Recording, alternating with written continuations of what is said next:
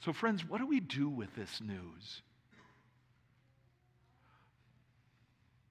Well, we don't file it away as some religious fluff. We don't ignore it as if it doesn't matter because it happened a couple of thousand years ago.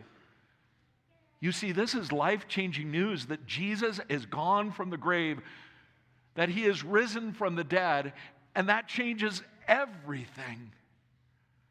I love this quote from Esther Lewis Johnson where he says the following: the resurrection is God's amen to Christ's. It is finished.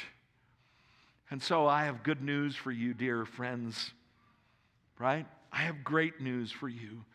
You can come out from the shadows. You can step out from under your shame.